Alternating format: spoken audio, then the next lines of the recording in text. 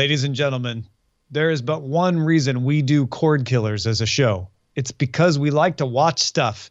I mean, we want to watch it when we want, where we want, and all that stuff.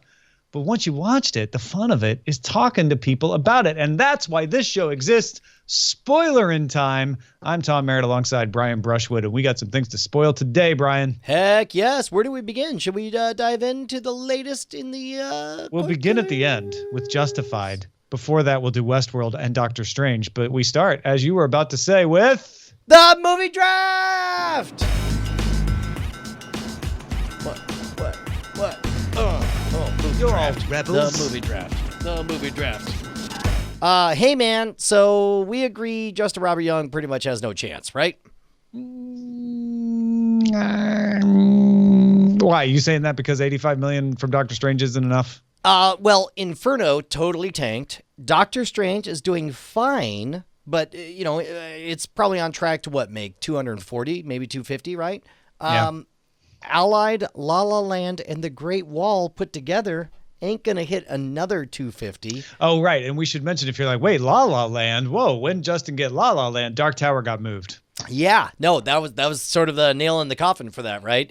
And again, people are like, oh, well, how unfair. He bought the Dark Tower. He thought it was going to be in the winter, and then they moved it to the summer. That's one of the that's part of the ambiguity of the happens every time. Yeah, yep. It's priced into it. If you buy any movie later in the draft, you have to acknowledge the possibility that a few of them are going to get moved, and you're going to take some garbage in exchange. Well, I as much as I love the Dark Tower and I think I am going to enjoy it, at least I hope I'm going to enjoy it, La La Land is getting buzz. Yeah. And maybe undeservedly compared to the Dark Tower, but it's possible he will end up doing better with La La Land than he would have with the Dark Tower. Yeah, well, certainly putting a sci-fi Western action adventure epic in February was probably not the highest vote of confidence to begin with. Totally. I'm convinced that this was in the mix from the beginning. I think that they were shooting for a February thing unless they thought it was looking good, in which case they could move it to be a summer blockbuster or at least try to be.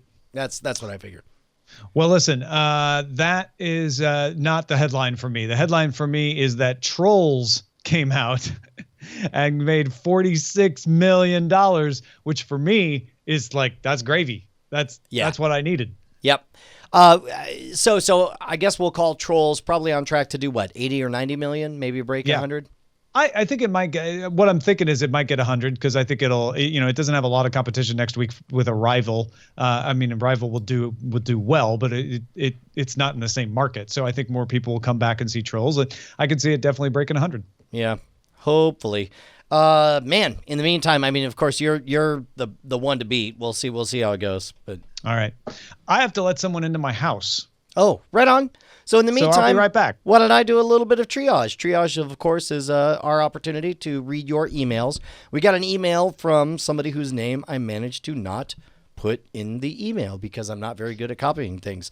But it says, as somebody who also has trouble remembering the names of all the many characters in these kinds of shows, I often find it helpful when you refer to them by something other than what they're actually called. It tends to give me 2 or 3 stabs at identifying the character in question. And of course, what he's talking about is the fact that we'll call somebody Kmart Yulebrenner or something, just grasping at straws to try to figure out what the character's name is.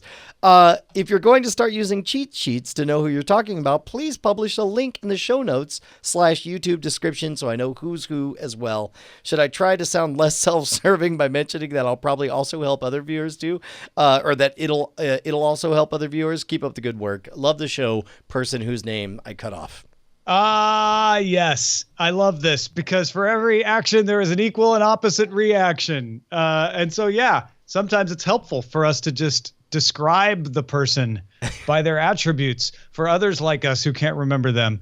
And I imagine we can work on some show notes magic for that. Although you can also just look up an IMDb. Maybe we could just put those IMDb links there. So rather than coming up with cheat sheets, the only cheat sheet we have is that Westworld one that was sent to us. Pretty good. Hey man, what are we diving in on first? Let's start off with Doctor Strange. It's good. It's good. It's real good. Doctor Strange, Brian. Doctor Strange. Some build armors, okay. others You go wield the first. flames. I'm curious. What did you think of Doctor Extraña? Doctor Extraña. Yeah, it's a made up word that I just Okay, combined right. Russian and Spanish to mean strange. So if you didn't hear me say in the main program that I went and saw it along with Bryce and our new guy Max and a bunch of other folks. Thank you to Waffleophagus for buying me tickets to go see this, but we got to see it at a late night showing last of the evening at the Alamo Draft House, followed by a Q&A from Cordkillers, and it was wonderful to not only seeing the movie and knowing that somebody, who I've been friends with for over a decade, had such a fundamental part of telling this story, but also it's a great show. It's able to tackle problems. It gives me faith that the Marvel Studios MCU will continue to feel fresh for many, many years to come, which you wouldn't think is possible. And yes, they took some liberties. They made Stephen Strange a little more like a Tony Stark, because there's only so many archetypes that really work in cinema or whatever. But having said that, they stayed true to the story of the comic books as I understood them. And they were able to make me care about a magical wizard in the world of the Marvel Cinematic Universe. I thought it was absolutely wonderful. Benedict Cumberbatch even had a passable American accent. Yeah, to be honest, I was really surprised that he was even bothering to try that. I saw all of the previews, and somehow I just still assumed he was going to sound like Sherlock. And instead, to be honest, I found it distracting that he had an American accent. Bonnie completely forgot that Benedict Cumberbatch has an English accent, so she bought it, but it's like, there's something about listening to Brits playing Americans where they're all about the hard R's. As long as they're doing really hard R's, they sound like an American. Well, Brian, I don't know if we do the same thing when we make British accents happen, but it's probably that we over-enunciate things that we wouldn't enunciate. You're goddamn right I am. That's right, I am an American. I'm walking here. Yeah, that's right. I'm sorry, you were saying, guys? No, it popped out to me a couple of times, especially early on, but I got used to it pretty quick. My main review for this movie is that even movies that I like and have had and rave about, there will be times when I'm sitting there going, about how far into this movie are we?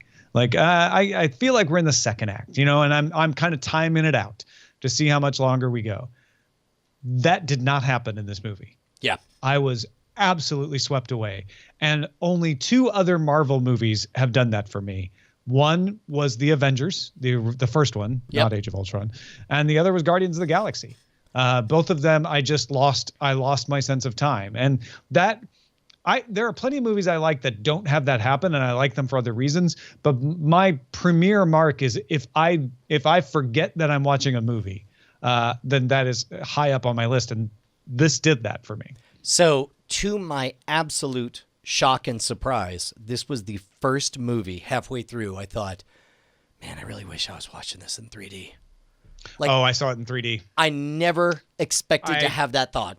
Eileen never wants to see the 3D movies. She'll see them if it's the better showing time. She doesn't have a big problem with it, but she prefers not. And this time she said, I hear we need to see it in 3D. And we did. And it was done well. I haven't seen a 3D movie in a long time where I caught myself wanting to look around something because it was that present. Well, and the whole psychedelic, mind blown, get ready, there's more than this world that you think you see was just artistically, like that alone would have been an award-winning, possibly Oscar award-winning short movie. Like you could have had that as a 10-minute vignette and it would have been the best animated short of 2016, right? Yeah. I don't even have a thing to say about the plot or the character necessarily. I've read some Doctor Strange comics, like classic 60s era Doctor Strange. I'm not way into him, so I have no issues with them playing around with that character. That's fine with me.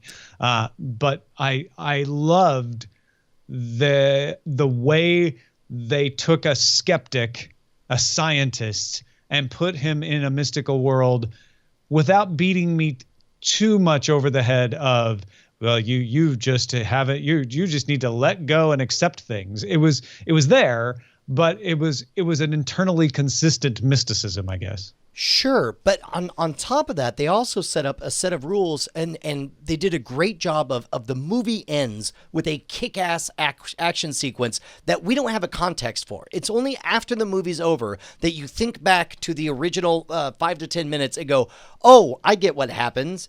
There was a fight. They entered the mirror dimension, and then in the mirror dimension, the rules were different. They were able to take things up to 11. That's why there was this crazy psychedelic battle. They were using sling rings, and they were conjuring weapons, and like all of us, like you got the battle first, then you got all the rules that made that possible. And I cannot wait to watch it again now that I understand the rules of how this world works. Right. The other thing that I absolutely adored was, oh, doggone it. I had a whole thing queued up, but I've totally forgotten about it. So let me jump to the other thing. Because I saw it at the Q&A, I was able to ask the question of Cargill. I said, hey, man, you write this script, and I would imagine there are some parts that were visualized exactly as you'd imagine them when you wrote them, and other parts that they did something very different from what you'd expected, hopefully in a way that shocked and surprised you. It's the cape. That's the thing I was going to talk about, but we'll get to that. And I said, could you give me an example of each? And he said that the scene where he is in astral form fighting the zealot while his physical body is in the middle of being revived and having surgery done, was almost exactly beat for beat what he had expected. He said originally the script, they had a different bad guy in mind. It wasn't a zealot. But he said, as far as what came out, it was exactly what he pictured. He said, not at all like he pictured is, and again, we're in spoiler in time, so we can say this, but when the Ancient One is about to die and time is essentially frozen and you're seeing lightning bolts leisurely crawl across the sky or whatever, he said that entire scene he had written figuring it's just the two of them standing out front in front of where the ambulances come in the rain. And instead, it was a very, down moment, a quiet thing. They go. But instead, the way they did it visually was so engaging, so electric, so to speak, that he was like, nope, this is what it should have been. It had all the emotional impact, and yet it was visually stunning the entire way through. So what's your point about the cape? As far as I know, I was only a casual reader of the comics. I certainly have a number of Doctor Strange comics. I don't remember his cape ever being anthropomorphized at all or having a sentience to it. I absolutely, if that is something that they added just for the movie version, it was perfect. It was brilliant and genius, and it was much like some of the changes they made to the Iron Man canon in the Spider-Man canon. I'm like, yes, that's the way it should have been the whole time. I will add that to that list. The idea of Chewbacca as a cape, I absolutely adore. Yeah, I agree. I was surprised by that too, and yet it had a personality, and I can see that playing in future stories involving Doctor Strange as a little bit of comic relief, which also reminds me there was a lot of good comic relief in this. Great. And it played really well. Well, especially to let you swallow the bitter pill of, the insane names that come with fantasy elements and over the topness. And somebody could say a mouthful of syllables that shouldn't go together. And then the fact that they can diffuse any skepticism you have as a viewer by acknowledging it, I think it's expertly done. It's wonderful. It's my favorite Marvel movie since Guardians of the Galaxy. I would say right now the three best Marvel movies are Guardians, Avengers, and Doctor Strange. I would not disagree with that. We were talking yesterday about it. It's easily in the top 10. Easily. Oh, yeah. Probably makes it in the top 5. Captain America: Civil War is the other one that we mentioned when we were talking about our top 4 or 5. And the Iron Man movies, they kind of run together, but there's some strong stuff in there. But yeah, no, this is definitely in the top of the Marvel movies. The only thing that even slightly bugged us both, me and Eileen, afterwards, was it was a little goofy, the repetition I'm annoying, the god by just not dying and continually rewinding. I took that more as like a little bit of comic relief in a tense situation, though.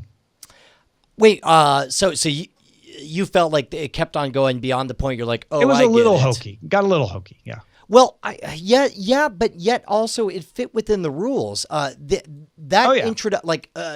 Great. Number one, visually, that whole idea of an action scene in reverse of people fighting as the bomb is retreating instead of exploding, I think was wonderful. But beyond that, the idea also, what's the secret Teller told me years ago is put 2 and 2 in front of me, convince me it's 5, then reveal the truth 4 and blow me away.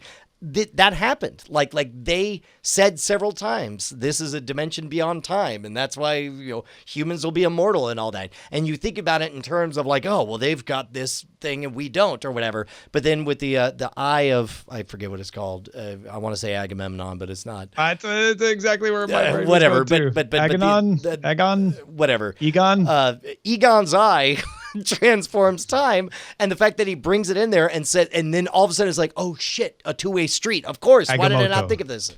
Yeah. Agamotto. There you go. Thank you, Tensor Guy. But fantastic movie.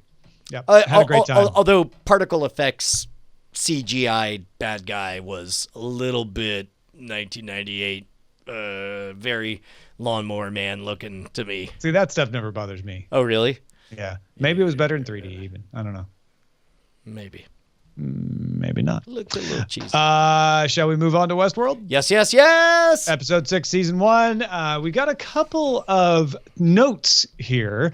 First of all, an email. Bernard goes down to the basement, and Stan wanted us to point out that you get a quick, fuzzy glimpse of Yul Brynner's character from the Westworld movie. When he said, did you catch it? As a matter of fact, I went back after watching it, and I found, in fact, if you look at my timeline, if you go to twitter.com/Schwood, you'll see I posted the side-by-side, and the side-by-side is such that when you type in Yul Brynner Westwood on the in Google image search, the exact pose that he has, as a matter of fact, look at the next one here, you can see is his hands are in the exact same place with the left hand slightly above the right hand or whatever. It's as though they took that one exact image shot, and built a model to be in the background. Later, apparently over Twitter, Jonathan Nolan acknowledged, we wanted to give a nod, but we didn't want it to be too big of a deal to make people think that we were saying something with it. Well, we've got the exact quote right there. Oh, great. Entertainment Weekly did an interview with him and asked him about it and said, is that intentional? He said it was indeed. It was a little tip of the hat. We didn't want to feature it too heavily, and we don't want you reading too much into it. So he said before, like, the Westworld, the movie, does not happen in our universe. Yes. So, yeah. Also, there's a theory that's sending the internet into a tailspin, according to Gizmodo or IO9, that the actor playing Ford's robot father in this episode looks like Arnold in the photo Ford showed Bernard in episode 3. Wow. So if you scroll down, you can see on that IO9 article about it, the picture that he shows in episode 3 and the picture of the father from the house. I mean, if we're going to grasp at something this week, that's not a bad thing, but I'm not really I don't know that it's grasping. I mean, that's the same outfit and very similar guy. I mean, do you think, wait, is that a revelation in the coming that maybe Arnold is his dad, and then Ford's dad? That's the partnership? Is that maybe? Ooh, wow. All right, that's a thing. Father-son partnership, and also he idealized my dad, but I tweaked him to be more accurate. Crap, that does fit. That does fit an awful lot. Hey man, can I confess something? Yeah, what? I didn't much care for this episode. I'm kind of getting annoyed and bored and slow, and I tell you what, I like the fact that we have one character. Dolores is sort of like on again, off again. Is she or isn't she? How much does she know? But then meanwhile, what's her name? Maeve? Maeve is full on, I now understand I'm a robot and want to whatever. And that's fine. That's great. but I was utterly unconvinced by the entire interaction. Every interaction she had with those low-level techs, I didn't understand why either of them did a damn thing that she asked for. This chick has no leverage whatsoever. It's as though a piece of machinery, of a loom suddenly started making demands of the weavers, and then they're like, oh, golly, I guess we got to do what the loom says. It was insane to me, and I was not brought along at all throughout any of that. Yeah, that played fine for me. I mean, I just looked at it as the people who are, like all of us, having a hard time separating the fact that these are machines from the fact that they look and act like human beings. And they've built up that one character by having him take care of the bird and that sort of thing, that he is fascinated with these. So it didn't strike me odd at all.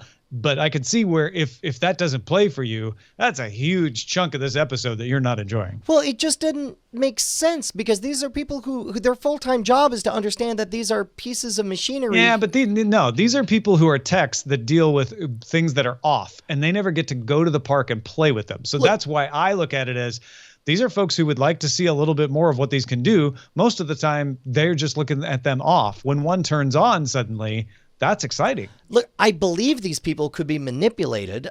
If they had maybe shown us a scene that somebody that he had a deep affection for her and she used that to seduce him. In previous episodes, they've played exactly that up. I not enough for him to throw away his career and violate all of the parts of his job. And then when the other guy comes in, the guy who's clearly not seduced by anything, like maybe she could have blackmailed him and they hinted at it, but it's she did. She said, I'm going to blackmail you. Like, that's exactly what happened. No. Blackmail would imply that she had something on him outside of like the vague suspicion that he probably took advantage of her in an unconscious state. No, she's got memories of it. There was like video evidence in a previous episode, but also these people can control her memory. Like, they were literally messing with her. They had all the power. As a can't viewer, control her explain memory, to me how these two aren't Elsie and Bernard. These are they have low level access. They could barely get her into her own. But the low level techs have the ability to erase memories, and they even talk about that, so that they could have a go at them, right? So it's like they have all the power. Convince me as a viewer that there's some reason I wouldn't say, pause one moment, let's wipe all this, let me report it to my supervisor. Why didn't that happen? There was no reason. Well, no, that's what the guy was going to say until she said, well, wait a minute, wait till they find out what you've been doing down here. And he got scared into it. I don't know. It plays for me. Like, yes, if those two men are acting perfectly rationally, then they would do all the things you're saying. But people don't always act rationally. And I didn't think that the irrational way they're acting was, unbelievable. Well, and again, I could be taken on the journey of, this is not a smart thing to do, but I probably would have done the same thing in that situation. But sorry, go ahead. No, I just looking in the chat room and Ren Igu brought up something I hadn't even thought of. The remove memory feature has already failed on Maeve. Well, yeah, but that's true that she's remembered stuff.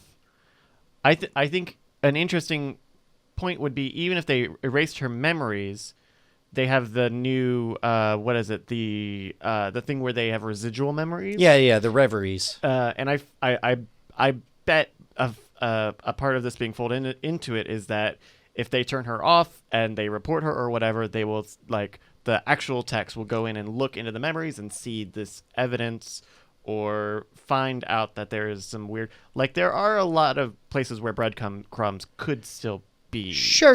And people are pointing out, like, yeah, she remembers this, remembers that, but that's fine. But, like, the idea that her making the leap, that the mere fact that she remembers a thing serves as evidence enough to act as leverage in that situation is a huge leap for me, and I did not. Also, she's able to read people. That is her skill, and she reads that she can pull this off with them.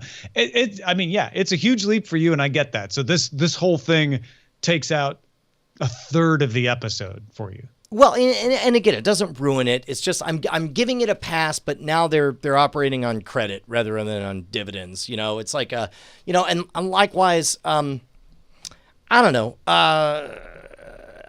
We're at episode 6, and I'm not clear what this show's about.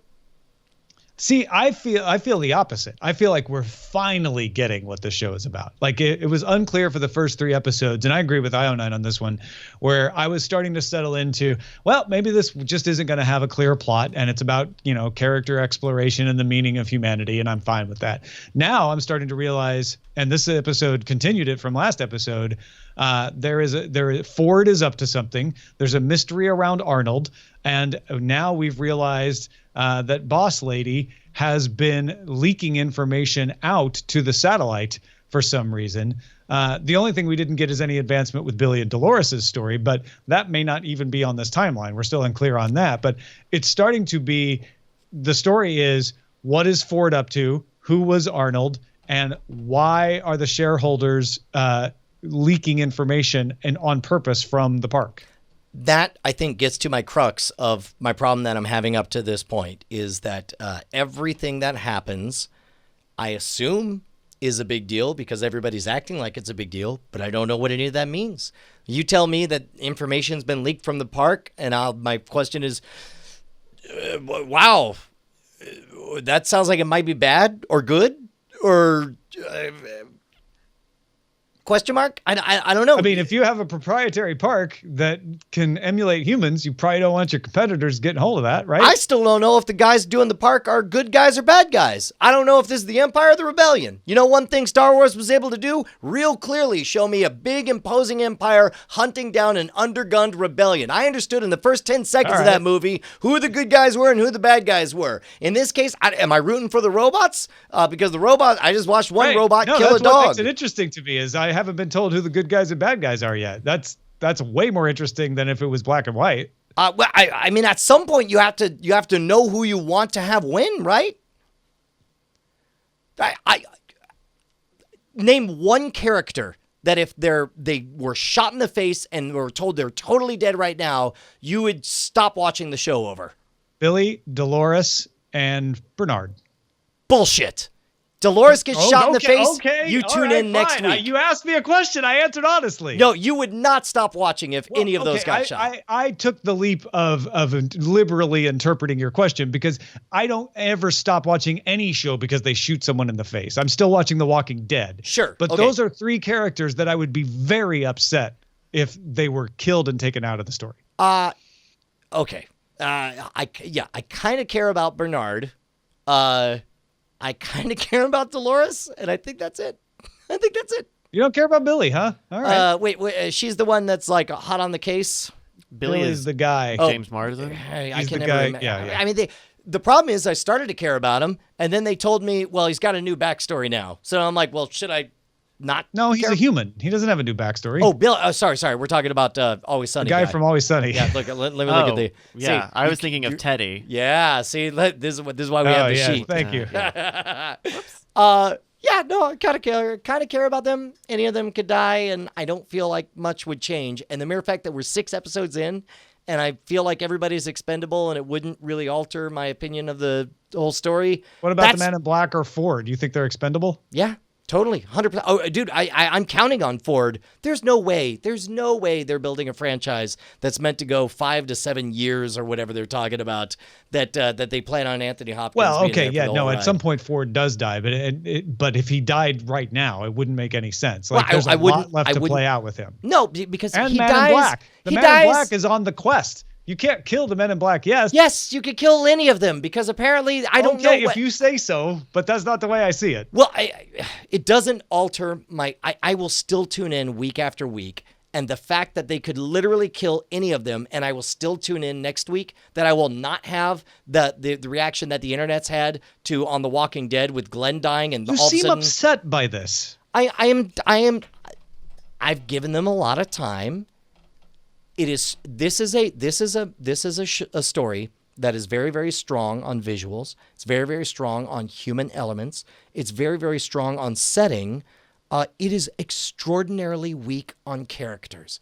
It is I don't possibly think so at all. Critically weak on It's characters. okay that you think so, but I wouldn't be angry at them because they didn't satisfy you, because they're totally satisfying me on characters. In fact, I was willing to not have a plot. I think the characters are so interesting here. Like, compare how you feel about these characters to how you felt Don't try to convince me I'm wrong about my opinion. Well, I'm speaking to myself out loud. You happen to be listening. Right. Consider how you feel about these characters in this show compared to how you felt about the characters by the 6th episode of Lost, or the 6th episode of Battlestar Galactica, or the 6th episode of Mr. Robot. I do not feel the connection to any of the characters that I feel like I do to the characters in those shows. Yeah. And this is not a show of likable characters. You don't have an Evangeline Lilly here. You don't have Starbuck here. And that is the thing that you're waiting for. I think Dolores is the closest to that. Yeah, I do agree. I think she's the most interesting one. Yeah, I'm not at all saying I'm out. I'm not at all saying it's a bad show. It's a good show. I'm just, at this point, I'm ready for a little less mystery and a little more something to grasp onto.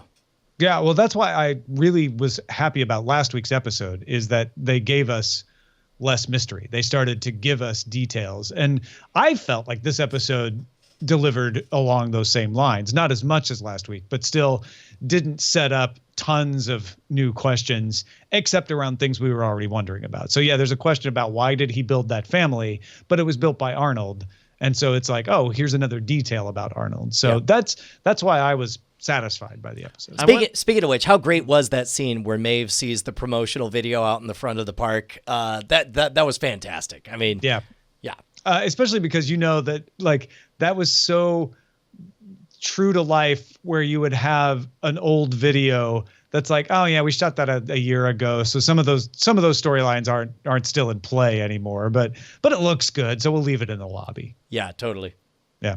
All right, let's get to Justified episode 4, season 4, wherein Raylan is hoodwinked by poor man's Ava. Yeah, man. I was halfway through this episode believing that she had been taken against her will still, and it was really hard when we got to the end and I realized, oh no, she never was. Yeah, that was a surprise. Also surprise right from the beginning. We're like, yeah, dude, that brother dead. He died of a snake bite. He went for it and died. I did not see that part coming, and which makes me wonder, like, what is his sister's power without him? We get that she's manipulative and conniving and the behind the scenes person, but she has no tools to work with. So I'm curious, given that we're only, 4 episodes into the season, obviously she's sticking around. I don't know what we're going to see from her. Yeah, we don't really have a big bad at the moment, other than Boyd, who's always the bad guy in the background, but he's usually manipulating one or two or working with one or the two or against a couple. We don't have a Quarles. I thought it might be Boxer Guy, but he seems to be out of the picture now, although he may come back. But he doesn't seem like the big bad. And the guy who was running the boxer ring just caved under Raylan, so he's not threatening. And so, yeah, it was supposed to be the preacher and his wife. Maybe she is, or sister, sorry. That was a slip, huh? I think maybe she is going to turn into something, but I feel like we're still waiting for another player to hit the scene. You know what? It could be try this on for size, and I'm sure people who've already listened to the story are going to roll their eyes at this, but at this point, it wouldn't surprise me to see we've seen 2 strong female characters. Actually, 3, if you want to count Ava in there as well, and her backstory. Some kind of situation where Ava and Raylan's new Roll in the Hay and sister of Snakebiter all come together to try to take on Raylan or something. Like, 3 sisters pulling something might be a really interesting second half. I don't know. But and we also threw out Chekhov's Ellie Mae because she knows about the murder, and she has been abused by Ava and is about to be taken off and shot. But Boyd's old friend decides to do some heroin in the bathroom instead of killing her, and she gets away. Yeah. So she's out in the wind waiting to be shot. That's what I'm saying. Yeah, which makes me think that that's too bad, because I was kind of like, oh, good, they're wrapping this up, and then they're not wrapping this up. Well, I think what they're doing is they're leaving her out there as a threat to Boyd that somebody's going to be able to play against him at some point. Yeah. Oh, that's interesting. I figured that would be the driving arc of, the increased madness of the manhunt of them, because at this point, like she feels like her life's threatened. And so whereas she said she was going to keep her mouth shut, now all of a sudden she's very much not. Yeah. Yeah. But who's she going to talk to? That's the question. All right. Well, that is it for our shows this week. Thank you all for letting us spoil you. You deserved it. Yeah, you had it coming, America. I mean, no, you deserve to be spoiled. No. You're so cool. If you don't want to be spoiled, why'd you come into our podcast looking all spoilery?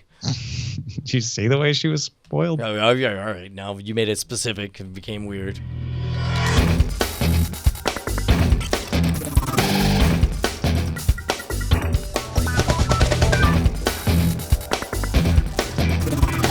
Diamond Club hopes you have enjoyed this program.